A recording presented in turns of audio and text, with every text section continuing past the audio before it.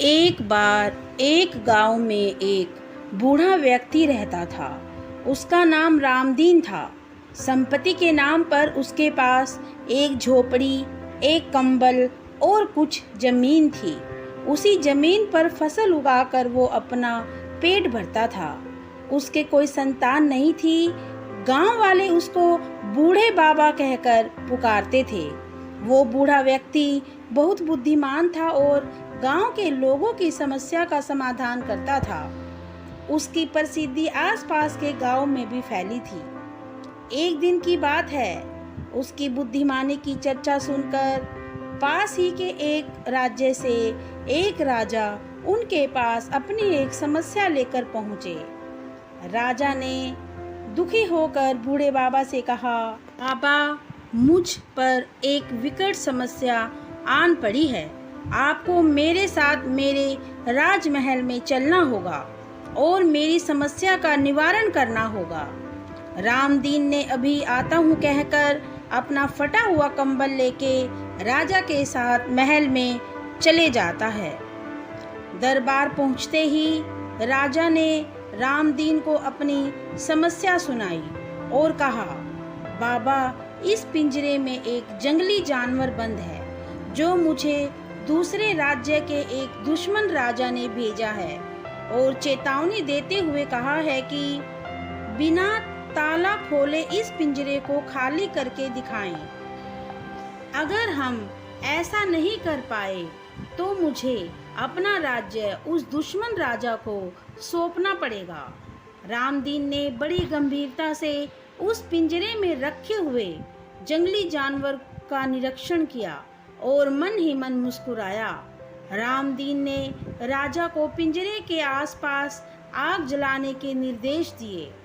देखते ही देखते वो जंगली जानवर पिंजरे से गायब हो गया।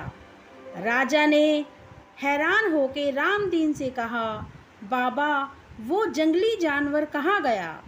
रामदीन ने मुस्कुराते हुए कहा, वो तो पिघल गया, क्योंकि वो जंगली जानवर असली का नहीं बल्कि लाख का बना हुआ था, जो आग जलाने पर आग की गर्मी से पिघल गया। राजा रामदीन की बुद्धिमानी से बहुत खुश हुआ और रामदीन को राज दरबार में मुख्य सलाहकार के रूप में नियुक्त कर दिया गया। इस तरह कुछ साल बीत गए और बूढ़ा रामदीन अपनी बुद्धि से राजा का प्रिय व्यक्ति बन गया।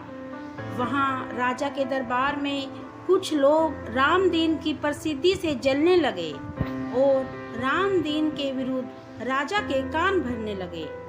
कुछ दिन तक तो राजा ने उनकी बातों पर कुछ ध्यान नहीं दिया।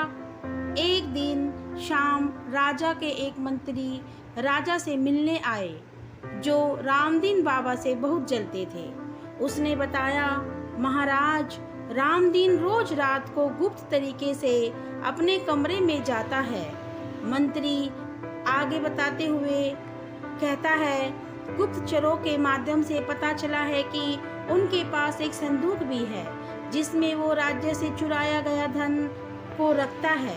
मंत्री की बात सुनकर राजा भी रामदीन पर संदेह करने लगता है और एक दिन रामदीन का पीछा करते हुए रामदीन के कमरे में चला जाता है जहां वो संदूक रखा था। राजा को देखकर रामदीन चौंक जाता है और कहता है, महाराज, आप यहाँ कैसे?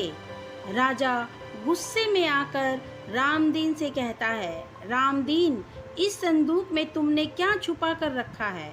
और संदूक खोलने का आदेश देता है। राजा का आदेश मिलने पर रामदीन संदूक खोल देता है। राजा खुली संदूक को देखकर बहुत हैरान हो जाता है। उसमें सिर्फ रामदीन का पुराना फटा हुआ कंबल मिलता है। राजा ने कहा, रामदीन, मुझे माफ़ करना, मैंने दूसरे लोगों की बातों में आकर तुम पर संदेह किया। और राजा ने सारी कहानी कह सुनाई। रामदीन दुखी होते हुए राजा से कहता है, महाराज, महल में आने से पहले मैं कौन था, ये बात मुझे हमेशा याद रहे। यही बात सोचकर मैं रोज गुप्त तरीके से अपने कंबल को देखने आता था। ताकि मेरे अंदर राजा का मुख्य सलाहकार बनने का घमंड न आए और मैं निष्पक्ष भाव से प्रजा की सेवा कर सकूं। रामदीन ने राजा को समझाते हुए आगे कहा कि मनुष्य का स्वभाव होता है कि सुख के दिन आने पर वो अपने पुराने दिन भूलकर लालची और घमंडी बन जाता है। इसलिए अपने इस पुराने फटे हुए कंबल को मैं रोज देखने आता था और उस समय को याद करता था जब मेरे पास पेट भरने के लिए भी पर्याप्त अन्न नहीं था। इस प्रकार की रामदीन की बात सुनकर राजा निरुत्तर हो जाता है, लेकिन वो अब अपने सबसे ईमानदार परामर्शदाता को खो देता है और बूढ़ा रामदीन अपने पद से मुक्त होकर वापस अपने गांव चला जाता है।